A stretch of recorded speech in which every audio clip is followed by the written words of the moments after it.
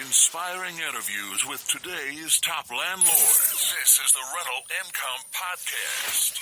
And now, Dan Lane. We've talked about a lot of really good real estate books on this show. If you want to see a list of all the books we've talked about, you can find it at rentalincomepodcast.com/books. Joining me on the show today is Kevin Moen. Now, Kevin started investing in rental properties in his own backyard. He couldn't find any more cash flowing properties, so he branched out to some other markets, and he's got some creative ways that he's finding these properties. I want to get right into this, but Kevin, why don't you tell us about how you found your first property?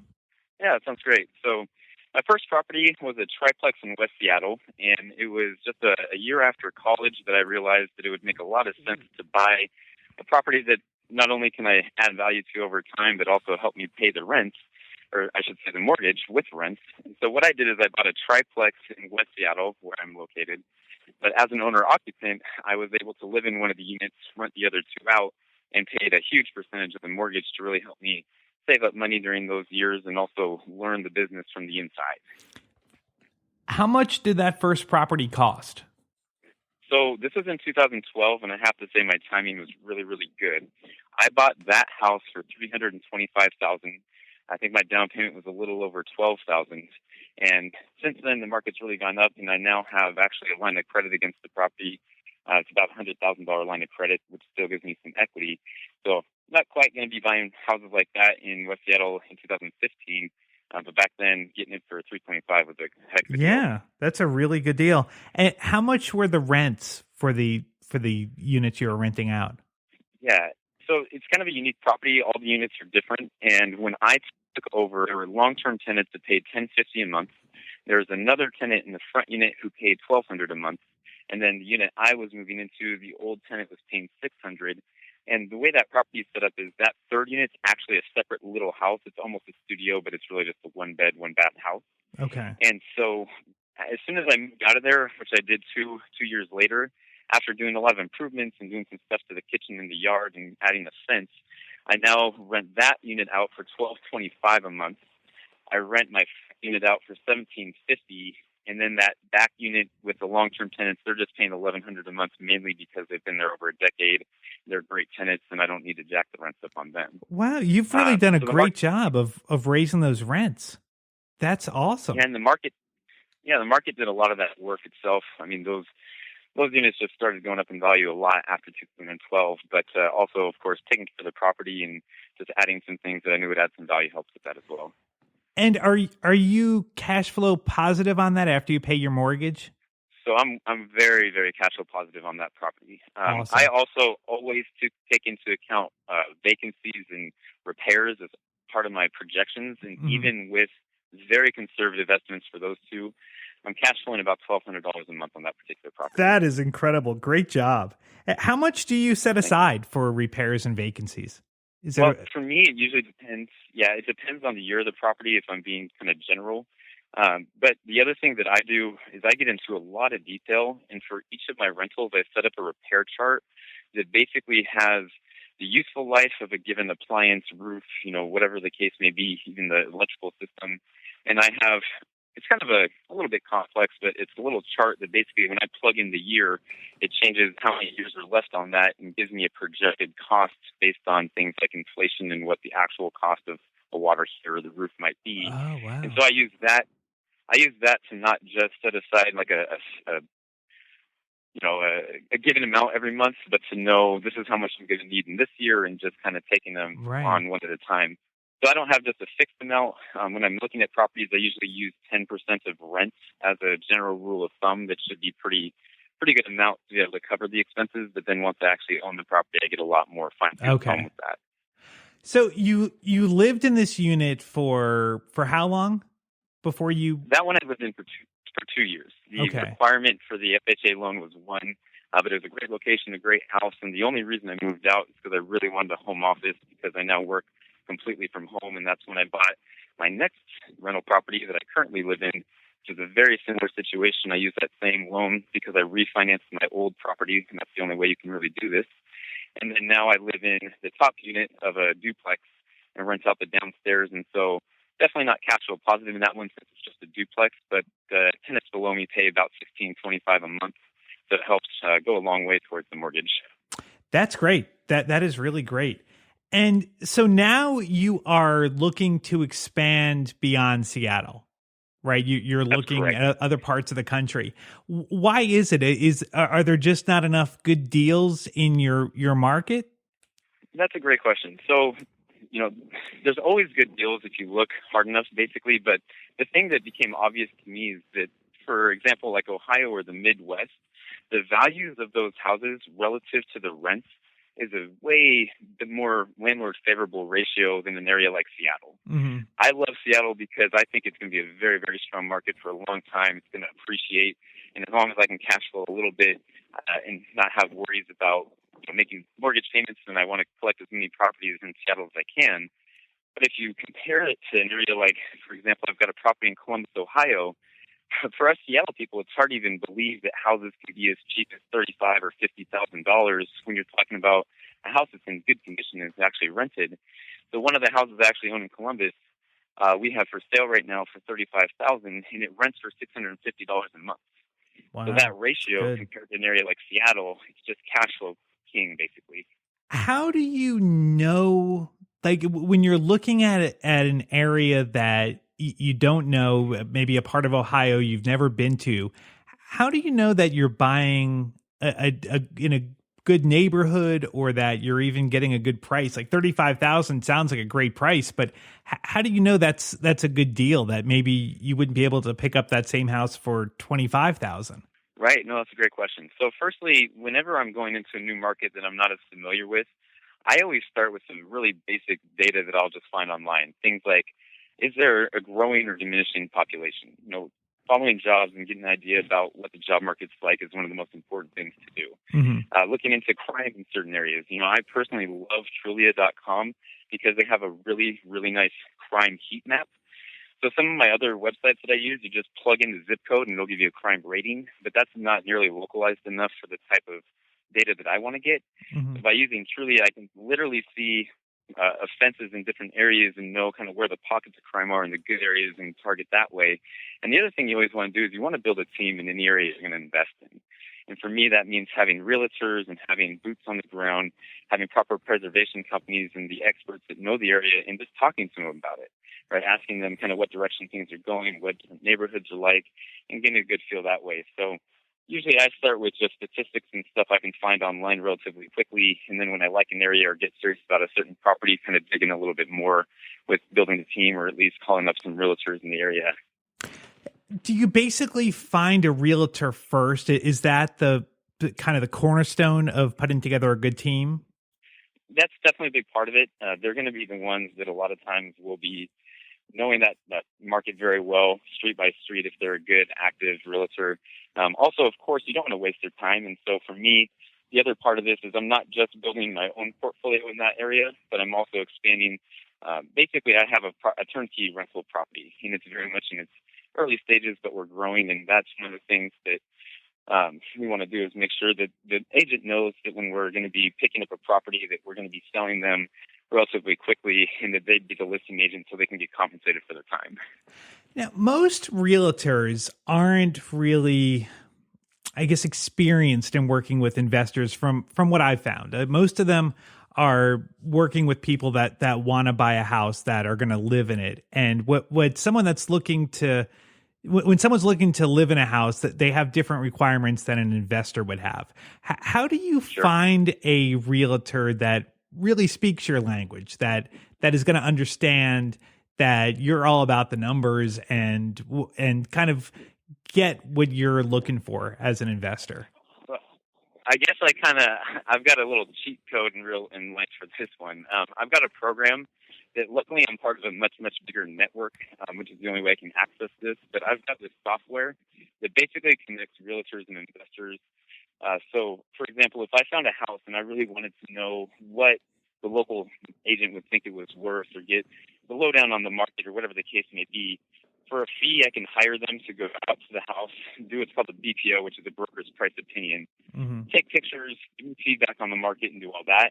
So, for the average listener to your recording, they're not going to be able to tap into that resource. So, unfortunately, that's just one of my advantages. But one of the recommendations I've heard from other agents would be basically to call some of the top grossing realtors in that market and just talk to them. Like you said, not all of them are going to be like-minded. Some of them are just strictly dealing with owner-occupants and people buying homes, and so that's probably not the best match for an investor. Mm-hmm. But there are some out there where they specialize in working with investors, or they invest in properties themselves, and that's really the best way to go. Yeah. Someone who's actively investing and they know the business. So say you find a house, your realtor finds you a house, and that the house is just in bad shape. Are you, I guess, but before you even buy it, are you getting a home inspection done to get a good feel for what you're buying? So that's a really good question. And so the other thing we should mention is that when I'm buying properties in the Midwest or outside of my own backyard, what I'm actually doing is buying the mortgage itself, which it's a whole different spin on real estate investing. I'm a note investor, which means I buy non-performing mortgages, which is a way different transaction than your traditional home sale. Mm-hmm. And I bring that up because the properties I bought in Seattle, where I get using FHA loans and buying it more the traditional route, every time I'm getting inspection going through that. But when I'm buying these notes, the risk in my side of the business is that we really can't get inside the house ahead of time. And so we have to do our absolute best to estimate what the interior is going to be like based on the exterior. Or if we get lucky, if it's an REO, we can get inside sometimes. But that's really the whole risk in my business. But the reward is that by buying the mortgage itself, we're picking up these properties extremely cheap relative to even their as-is value. It's just that if a property is completely trashed on the inside or if it needs a complete overhaul, then it might not be a profitable deal, and that's just part of the business. Okay. So most of the time we're getting just the absolute best data we can. But as a note investor, it's not our legal right to enter the property unless it's an REO, which is kind of a different transaction altogether. So there is that amount of risk from what I'm doing, and I'm not getting inside and doing an inspection on all these properties. Okay. But again, if it's an REO, then sometimes we'll be able to get an interior inspection, and it's not your traditional home inspection, but we've got to repair for bids, and it's certainly a much, much higher comfort level than just trying to estimate repairs based on the exterior condition. When you're buying a note, are you buying just the note on one property, or are they coming bundled together where you're getting a whole bunch of them? So when I personally do it, it's one at a time. Okay. That's just because I don't have the volume. Basically, once you get into, if you have like $500,000 that you can invest or that you're raising, you could go to a particular vendor or bank and basically put together what they call a mini pool, which would be several assets, maybe 10, 20, that type of thing. But for me right now, with a little bit more limited capital, we're just buying one-offs and building the business that way. While basically I'm in the point where I'm just proving that my model works, which is a pretty unique model. And once I complete a few more transactions, we'll have what I consider our proof of concept. And at that point, I'll be raising funds and going out to buy bigger amounts of notes that I'll get better deals on from just having that economies of scale. So with these notes, you're not holding these notes for a long period. You're buying them, you're fixing up the house, and then you're basically flipping it, right? Basically. Okay. So okay. what we're doing is we're taking a large down payment from our investor, the person who's buying the note, not the note. That is not what I meant to say. The person who's buying the house itself. What they're basically doing is investing in a product which is a turnkey rental property that's paying from day one. Mm-hmm. And we take a 50% down payment from them. And for somebody like based out of Seattle, 50% down payment on one of these properties is cheaper than a 20% down payment on a local property. And we'll sell or finance the remaining term, or the remaining amount, I should say. So that allows them to not have to deal with banks. We have no underwriting criteria besides just putting 50% down. And then what we're doing is we're either holding that note that we just originated because we're creating mortgages that way, or we'll just resell that mortgage itself. Since we're in the note business, a lot of times what we'll do is we'll create a 20-year note for one of our investors. They'll cash flow really nice. They'll make about a 15% return on that investment for themselves. And then we'll just sell that note, and that's where our profit is in the deal. Okay. So we hold some, and we resell some. It just kind of depends on the deal and the length of the note itself. Before you sell the property, you're getting the tenant in place. Is the realtor that you're working with, do they also help get the tenants in there, vet the tenants, deal with getting them moved in and getting things up and running? Or do you have like a local property When management company? It's a local property management company. Okay. So, like, I might be confusing a little bit when I mentioned earlier that we'll talk with realtors and have them list the property. That's more for something where we'll do like an REO, and it's a little bit different of a situation where they can actually get inside and take a look. A lot of the times when we are reaching out to those realtors, we are just simply paying them for the BPO, and then we're kind of done working with each other. I've got a lot of information from them at that point. They got paid for their time on that.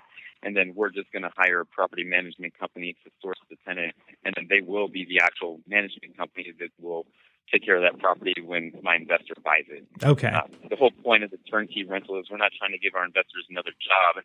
Their only job really is to make sure that the funds are coming in each month and that rent's hitting their bank, and the property management company takes any phone calls of the tenants and toilets, as you hear so many times people bragging about. But that's the other thing.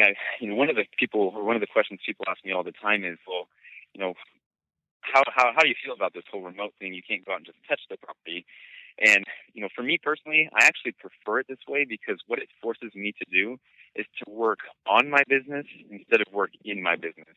And that's one of the fastest ways to kind of grow your portfolio and not consume a bunch of your time. Because if you got a rental property in your backyard, if you get a call from a tenant, you're going to be really tempted to go out there and fix it yourself. And I've spent countless hours working on certain things that really, if I just hired my handyman, he could have it done in an hour for a couple $100, and it would be better for all of us. Mm-hmm. So that's one of the benefits I like about having part of my portfolio or building a rental portfolio away from my backyard, is that really forces me to outsource things, to have a good team in place, and it actually helps me grow even faster because I don't get caught up in the weeds that way.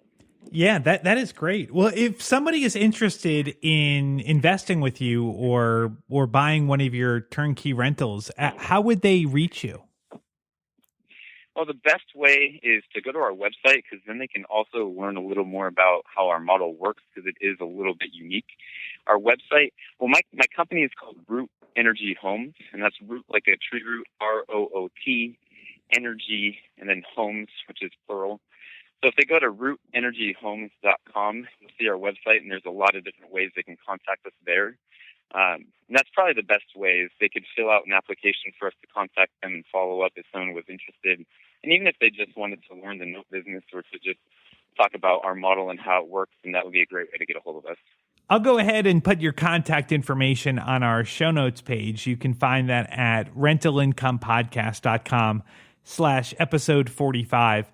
I really like the idea of buying the note to get into a rental property. I think that's a real creative way to get into a property. A lot of people complain that the market has appreciated so much that it's hard to find good cash flowing properties today.